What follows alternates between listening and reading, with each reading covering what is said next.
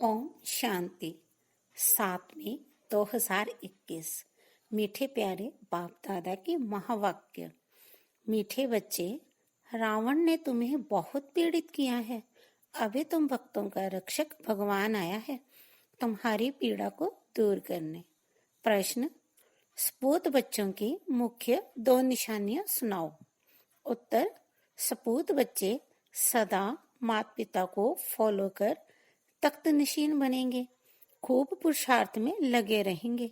Number 2, उनकी पाप से दिल बहुत सच्ची होगी। सच्चे दिल वाले सदा श्रीमत पर चलेंगे। अगर अंदर से सच्चाई नहीं तो याद में रह नहीं सकते। गीत भोले नाथ से निराला। ओम शांति। मीठे मीठे बच्चों ने यह मुक्ति मार्ग का गीत सुना। भक्त इस गीत के अर्थ को नहीं जानते। तुम भगवान के बच्चे बने हो। भगवान रक्षक है भक्तों का, तुम भी रक्षक हो भक्तों के। भक्तों की रक्षा करते हो। कौन सी आफत है जो भक्त रक्षा करने के लिए भगवान को बुलाते हैं? भक्तों को रावण का बहुत दुख है। रावण संप्रदाय पीड़ित है दुखों से, तो भोलेनाथ को याद करते हैं। वे है रावण संप्रदाय, यह है राम संप्रदाय। भक्तों को ये पता ही नहीं है कि हमारा रक्षक कौन है।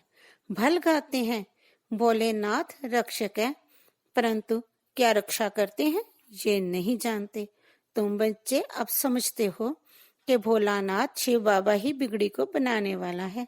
दुनिया को तो पता ही नहीं है कि भगवान किसको कहा जाता है।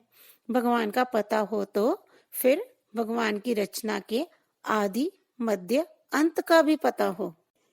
ना भगवान को जानते ना रचना का पता है, इसलिए ऐसे मनुष्य संप्रदाय को ब्लाइंड भी कहा जाता है। ना भगवान को जानते ना रचना का पता है, इसलिए ऐसे मनुष्य संप्रदाय को ब्लाइंड भी कहा जाता है। दूसरे तरफ तुम हो जिनको दिव्य दृष्टि मिली है। अब तुम्हारा नाम ही है ब्रह्मा कुमार कुमारियां। बोर्ड पर भी नाम लगा हुआ है ब्रह्मा कुमारी ईश्वरीय विश्वविद्यालय। सिर्फ ब्रह्मा कुमारियां हो नहीं सकती। प्रजापिता ब्रह्मा है ना। पिता के पास बच्चे और बच्चियां दोनों होते हैं। प्रजापिता ब्रह्मा को ही इतने ढेर बच्चे हो सकते हैं, तो समझना चाहिए ये बेहद का पिता है। जे भी जानते हैं ब्रह्मा विष्णु शंकर को रचने वाला बाप ही है, जिसको निराकार कहा जाता है। जे हो गया बेहद का बाप। जे भी जानते हो परमपिता परमात्मा ब्रह्मा द्वारा रचना रचते हैं। इनकी सारी रचना है। सब मनुष्य मात्र वास्तव में शिववंशी हैं। अभी तुम आकर प्रजापिता ब्रह्मा की ही संतान बने हो। यह है नई रचना। परमपिता परमात्मा ब्रह्मा द्वारा रचना रचते हैं, तो तुमको ब्रह्मा कुमार कुमारियां कहा जाता है।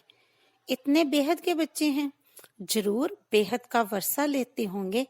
बच्चे जानते हैं हम ब्रह्मा कुमार कुमारियों को शिव बाबा ने अडॉप्ट किया है। शिव बाबा कहते हैं तुम हमारे बच्चे हो। तुम आत्माएं भी निराकार थी, परंतु ज्ञान तो साकार में चाहिए। तुम जानते हो हम आदि सनातन देवी देवता धर्म के थे। ब्रह्मा द्वारा रचना जहाँ होती है, शिव जयंती भी जहाँ मनाई जाती है, यहाँ मगध देश में ही जन्म लिया है। पाप कहते हैं यह देश बहुत पवित्र स्वर्ग था, अभी इनको नरक मगध देश कहा जाता है। फिर स्वर्ग बनना है। तुम बच्चों की बुद्धि में है। शिव बाबा हमको फिर से राजयोग सिखाए पवित्र बनाते हैं। गाते भी हैं पतित पावन भक्तों के रक्षक भगवान। भक्त ही पुकारते हैं। पतित होते हुए भी अपने को पतित नहीं समझते हैं। बाप समझाते हैं तुम सभी पतित हो। पावन दुनिया सतयुग को, पतित दुनिया कलयुग को कहा जाता है। बाप तुम्हें सब राइट बताते हैं। लाखों वर्ष की तो कोई चीज होती नहीं। मनुष्य घोर अंधियारे में है। समझते हैं कलयुग तो भी छोटा बच्चा है। और तुम जानते हो, मौत सामने खड़ा है। अंधेरे और रोशनी का वर्णन संगम पर ही किया जाता है। अब तुम घोर प्रकाश में आए हो। सतयुग में तुम जे वर्णन नहीं कर सकेंगे, वहां जे नॉलेज ही नहीं रहती। इस समय बाप बैठ बच्चों को समझाते हैं। तुम सतयुग में सूर्यवंशी घराने के थे, फिर अंत में आकर शूद्रवंशी घराने के बने हो, अब फिर ब्राह्मण वंशी बने हो। अभी तुम हो सर्वोत्तम ब्राह्मण कुल के। तुम हो ऊंचते ऊंच। यह ईश्वरीय कुल है ना। बाप के पास आते हैं तो बाबा पूछते हैं, किसके पास आए हो? तो कहते हैं बाप के पास। बाप दो हैं, एक है लौकिक, दूसरा पारलौकिक। सभी शालिग्रामों का बाप एक ही शिव है। तुम्हारी बुद्धि में ये टपकता है। हम एक बाप के बच्चे हैं, जिससे वर्षा लेते हैं। निराकार वर्षा तो साकार द्वारा ही देंगे ना। बाप खुद कहते हैं, मैं साधारण तन में आकर प्रवेश करता हूँ। अब बाप बच्चों को कहते हैं, बच्चे देही अभिमानी भाव, अपने को आत्मा समझो। देह, यह देह विनाशी है, आत्मा अविनाशी है। आत्मा को ही 84 जन्म लेने पड़ते हैं, ना कि देह को। देह तो बदलती रहती है। फिर दूसरे मित्र संबंधी मिलते हैं। अभी आत्मा को बेहद के बाप से वर्षा लेना है, परमपिता परमात्मा द्वारा। तुम ही सुनकर फिर धारण करते हो। संस्कार तुम्हारी आत्मा में है, आत्मा में ही संस्कार रहते हैं।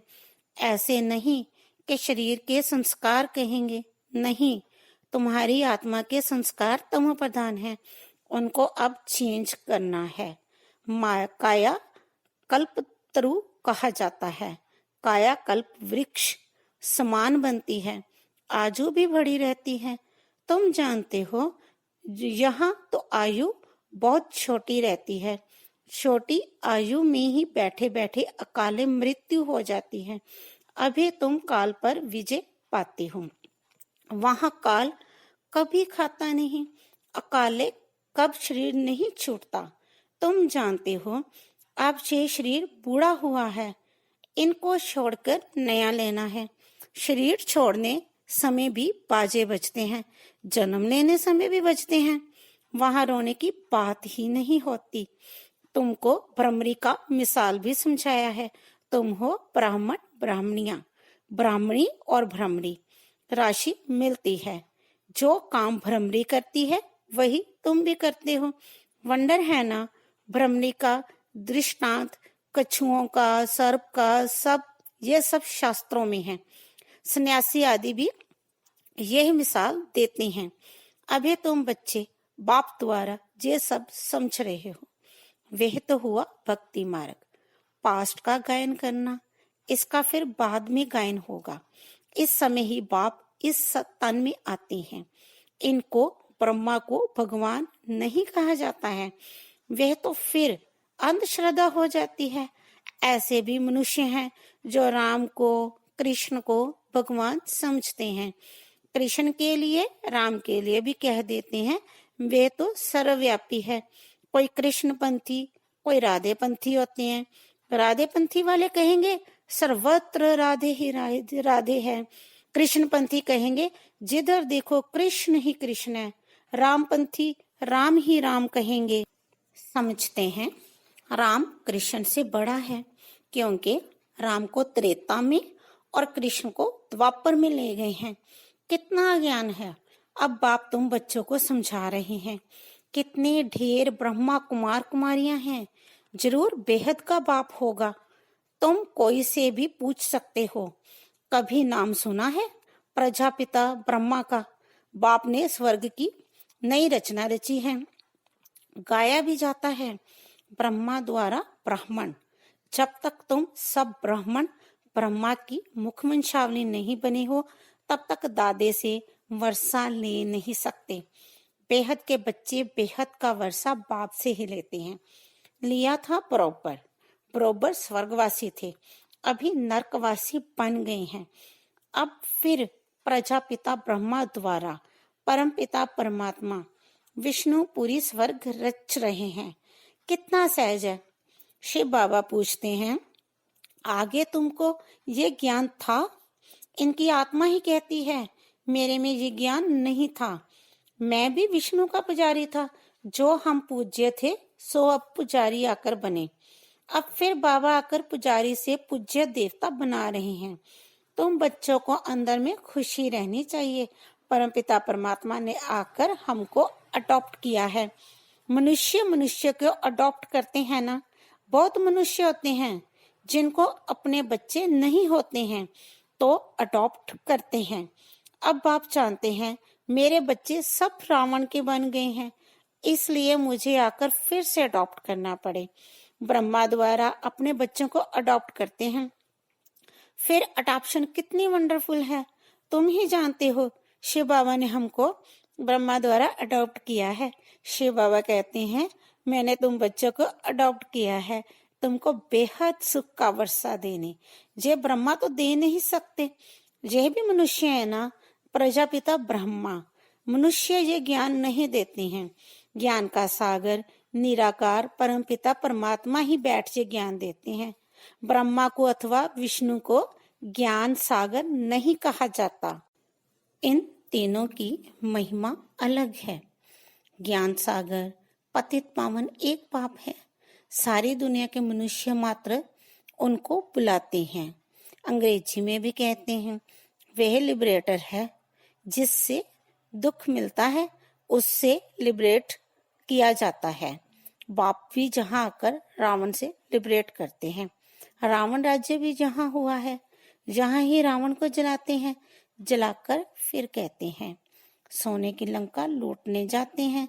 उनको तो कुछ पता नहीं है रावण क्या चीज है, कब का ये दुश्मन है।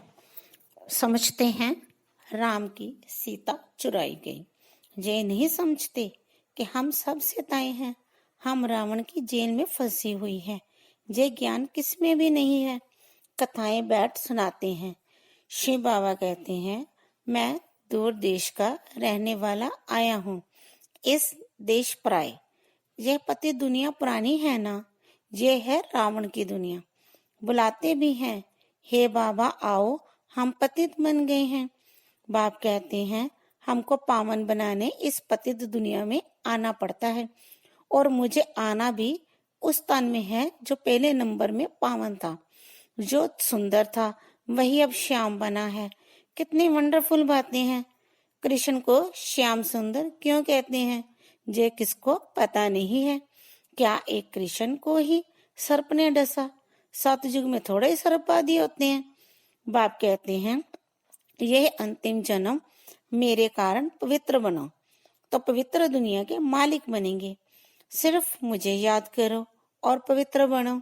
अलफ को याद करो तो बे बादशाही तुम्हारी है। यह है सहज राजयोग, सहज रजाई। बच्चा पैदा हुआ और वर्षे का हकदार बना।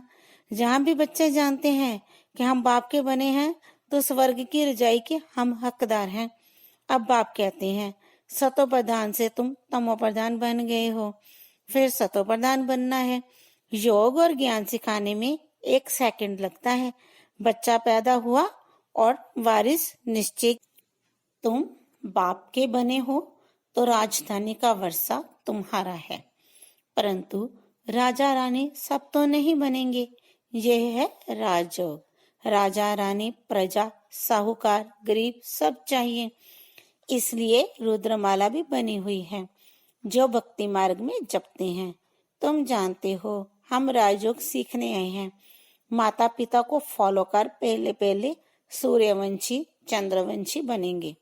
सपूत बच्चे वह जो माता पिता को फॉलो कर तख्तनशीन बने।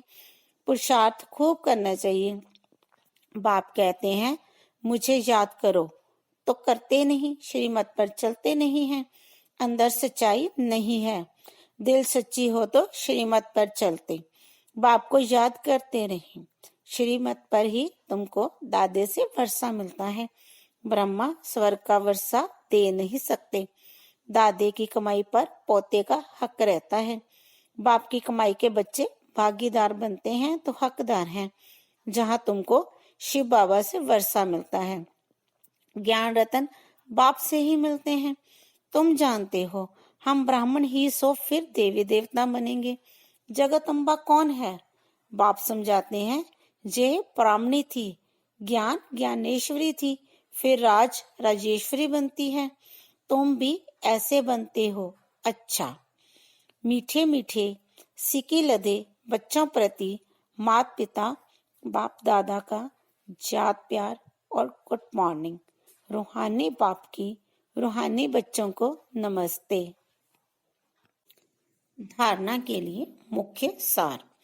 नंबर 1, आत्मा में जो तमो प्रधानता के संस्कार हैं उन्हें जात के बल से चेंज करना है, सतो प्रधान बनना है। नंबर 2, बाप से रजाई का वर्षा लेने के लिए सदा सपूत बच्चा बन श्रीमत पर चलना है। सच्चे बाप से सच्चा रहना है। माता पिता को पूरा फॉलो करना है। ज्ञान रत्नों का दान करते रहना है। वरदान। सहयोग की शक्ति से असहयोगियों को सहयोगी बनाने वाले बाप समान परोपकारी भव। सहयोगियों के साथ सहयोगी बनना यह कोई महावीरता नहीं है। जैसे बाप अपकारियों पर भी उपकार करते हैं, ऐसे आप बच्चे भी बाप समान बनो। कोई कितना भी असहयोगी बने, आप अपने सहयोग की शक्ति से असहयोगी को सहयोगी बना दो। ऐसे नहीं सोचो कि इस कारण से ये आगे नहीं बढ़ता है। कमजोर को कमजोर समझकर छोड़ ना दो, लेकिन उसे बल देकर बलवान बनाओ। इस बात पर अटेंशन दो तो सर्विस के प्लान्स रूपी जेवरों पर हीरे चमक जाएंगे, अर्थात सहज प्रत्यक्षता हो जाएगी। स्लोगन। क्रोध का कारण है स्वार्थ व ईर्ष्या, यही चिड़चिड़ेपन की जड़ है। पहले इसे ही समाप्त करो। ओम शांति।